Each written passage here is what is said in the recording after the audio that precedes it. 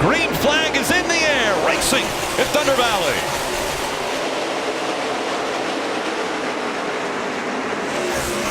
Hamlin got a great launch, and then notice Truex Jr., he jumped immediately up on the outside of the 42 of Larson. A lot of confidence in that middle groove having grip early in this race. Oh, that bottom fired off that lap, though. Did you see Larson, how much ground he made up? There you go. You mentioned that front bumper cam for Martin Truex Jr. Look at the view this is going to give you. That bottom part of the racetrack, that's that traction compound he's in right now. That's why it's so dark. It's put there to try to improve the bottom of the racetrack. For years, that was the preferred line. Then it moved to the top to try to make the track even more racy and sprayed that stuff at the bottom. And Kyle Larson is using that bottom of the racetrack to run Denny Hamlin down. Already a great battle for the lead here. Denny Hamlin running a little bit higher than Kyle Larson was through the turn. And look at how close Denny Hamlin was to spinning that thing out. Very loose on corner entry. That's something that's not uncommon at this racetrack. And I think the drivers are surprised that there's that much grip in this bottom groove right now.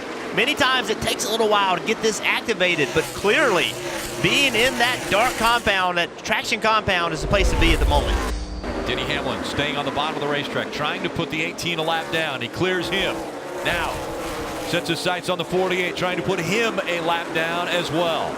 We showed that. Contact. Jimmy Johnson hit the 3 of Austin Dillon. And a caution does come out. I think the 3 had an issue. Went up the track, hit the wall, the 48. In front of me, and I hammered into his corner. There you go. It's Jimmy Johnson. He said the 3 blew a right front in front of him. The 48 hit right into his rear bumper. And after 79 green flag laps, this will bring the entire field to pit road. Well, and where they were in relation to the 48 as well as the 18 will determine who gets the free pass, also who just went a lap down. A lot happened here in turn 3. So you heard Jimmy Johnson say the 3 of Austin Dillon, there he is. He has that problem. No way the 48 can slow down, but look behind him. Denny Hamlin, he's trying to get slowed down. On the brakes hard, can't get it turned, a little bit of contact. Man. But now coming up on 3 laps to go, Larson and Chase Elliott, as Elliott tries that high line following Daniel Hemrick in the 8. And Hemrick not as quick, sliding up in front of him, the 42 of Kyle Larson. He slows, and here comes the 9. Chase Elliott to the inside for the lead. That's a lot of contact. Daniel Hemrick trying to stay in the lead lap. Larson slid him. Hemrick and Elliott both tried to cross him over. Now 1 to go in stage 1. They were side by side. Larson up high, Elliott down low. They've got lap cars in front of them. Larson with the pass. Now the final time through 3 and 4 for stage 1. It's going to be Kyle Larson. What a finish. These guys are racing for points. We have a couple other cars racing for laps. Denny Hamlin in the 11 trying to come back from that loose wheel, currently in 20th in the free pass position, but 2 cars out of his rear bumper. Look at this, Joey Logano. This was the battle right here. Battling with Joey Logano, and you see the 10 right here. Gets right in front of the 22, blocks him. That gives the 11 a little breathing room. Now Logano is trying to run him back down. There you see live 2-3 car lengths. When you talk about stages and yellows, strategy, and all these things matter. You know what else? A guaranteed yellow. These 2 drivers know. It's like racing to a checkered flag. They know whoever's in front of who will get their lap back. And that's how close it is for that free pass between the 11 and 22. And Clint Boyer goes around in the 14. He'll bring the caution out. Don't pit. Oh, Clint.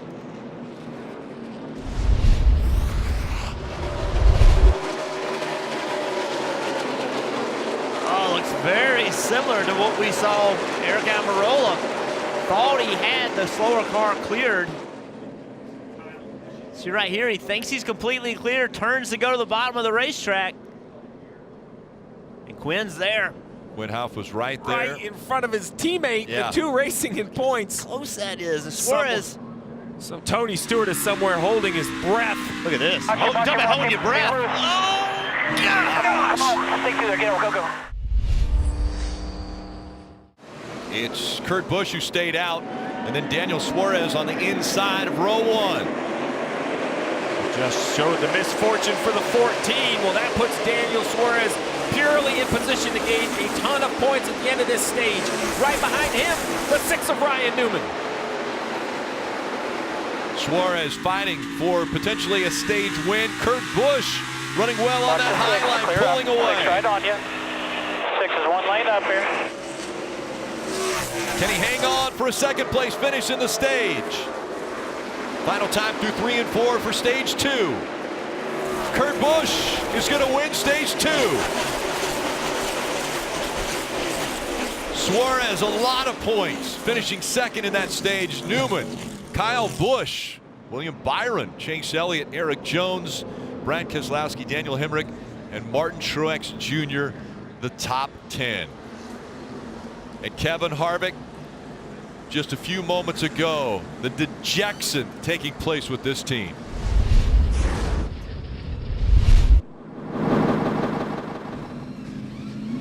Are you ready? Are you ready? Go hard. Go hard.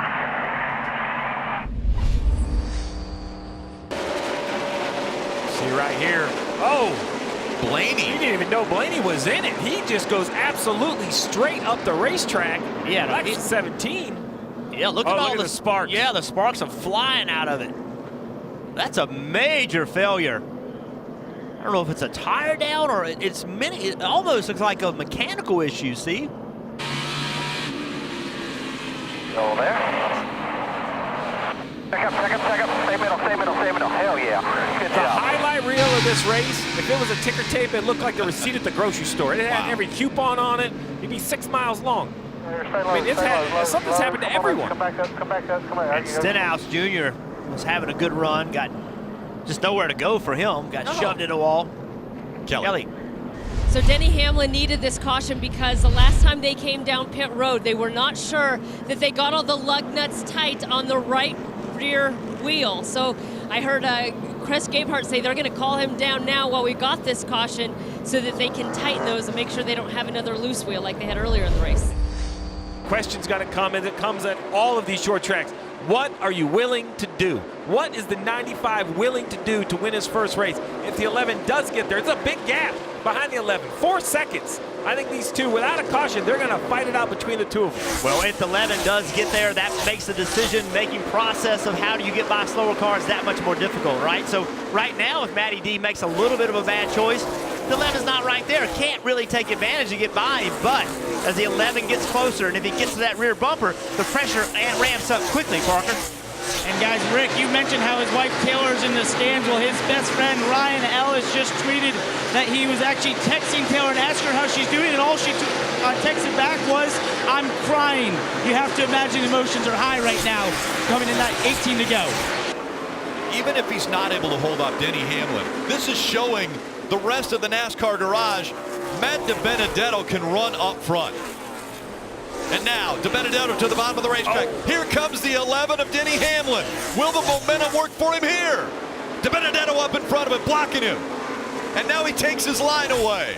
The 95 has to be very careful. I know he might think his car's better on the bottom, but I don't think you can give the 11 the top at this end of the racetrack. He doesn't. He goes up and takes the line away. Like you said, what will they do? What will Denny Hamlin do? Will he put the bumper to the 95 to move him out of the way? 17, now 16 laps to go. Oh, look how much better he was in the middle of the corner right there. Also, will Denny Hamlin change his line? Will he go to the bottom? I'd have to give it a shot, right? I'd have to go run the bottom one time and see what it gives me. DiBenedetto trying to stay in front of this 11. Under 15 laps to go now. Right now, we know the strength. The strength of the 11 car is on that end of the racetrack. See right here? Matty D's able to turn down. They're pretty equal over there. But on this end of the racetrack, there he goes. Denny Hamlin going to the bottom. Well, the 11 gets up next to the 95, but he won't be able to come clear as they started to catch traffic. They were battling in clean air, but here you go. Look at this. Denny Hamlin behind the 52. That's going to slow him down just a bit. Matt DiBenedetto now 13 laps to go. Next, I'm making lap time. Maintain it by 1.5. 12 to go when you get here. DiBenedetto story. He moved over to the 95, said, give me a chance. I'm betting on the fact that I can win races. Here comes the 11. Now they're side by side for the lead. A little contact.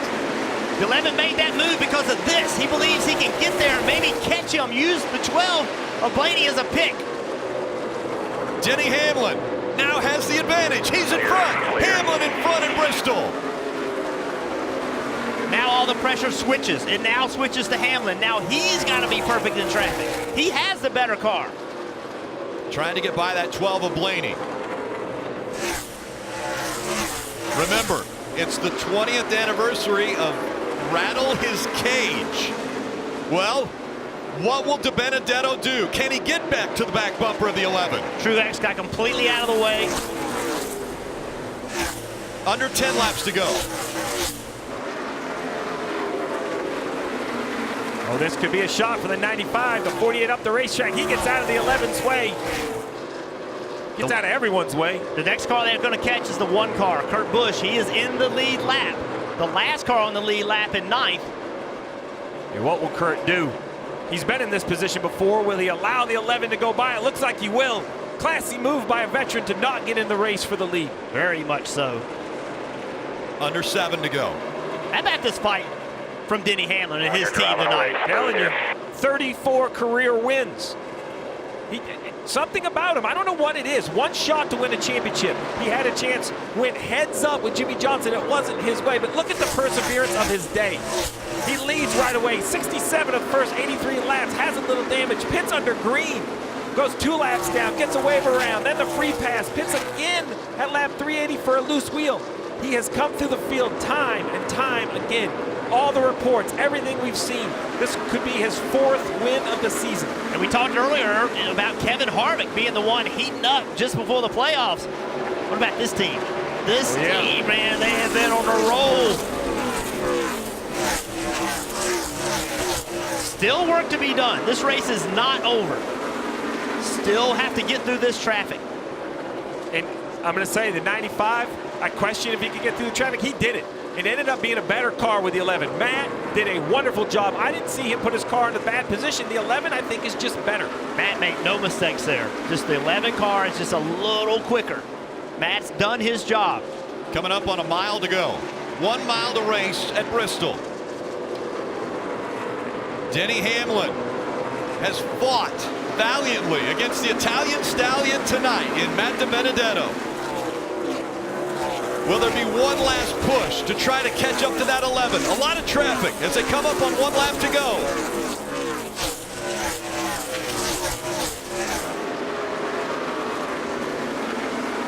And very tight for Denny Hamlin.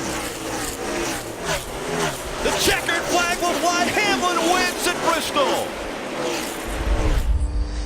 Congratulations, you have picked up your 4th win of the season here at Bristol. I'm so sorry to Matt DiBenedetto, Mike Wheeler. I hate it. I mean, I know a win would mean a lot to that team, but I got to give it 110% for FedEx and my whole team, and just sorry. But proud of this whole FedEx team for giving me a great car. The pit crew, my crew chief, just everybody just doing an amazing job. Jordan, all the girls at home, just the whole team's just doing an amazing job right now. They're just kicking ass. Man, it was a tough night, a lot of bumping and banging. You guys had your own setbacks, but you never gave up. You put on a show for these fans. How did you chase Matt down there at the end? You know, between my spotter and the crew chief, it just stayed on me to not get anxious and just kind of take my time. I had plenty of time, and I just worked him over, and I knew I didn't want to show him the bottom until I knew I could make the pass, and I ran the top, got the position on the bottom and finished it. So we had a great car that could move around and came back from a couple laps down, and here we are. What do you want to say to these fans tonight? You guys rock. Thank you. There's your winner, Denny Hamlin. Parker? And Rutledge, Matt DiBenedetto finishes second, led 93 laps. I know the emotions, everything coming in this week. What's going through your head right now? I don't know. So much. I wanted to win so bad for these guys, for this team, for them giving me this opportunity. I'm just thankful that they gave me this opportunity.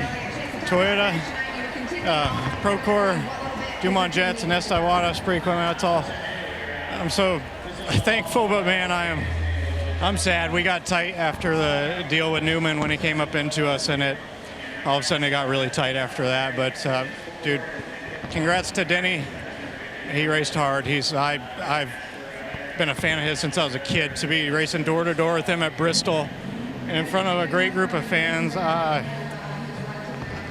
try not to get emotional, but it's been a tough week, and I just want to stick around and keep doing this for a long time to come. I love it. I love the opportunity, and I'm not done yet. Something will come open. It's gonna happen. I'm here to win. Something's gonna come open. I'm proud of these guys. Thankful for my wife and fans for sticking with me. It's been a tough journey. It's been a hard week, and this is cool for this team.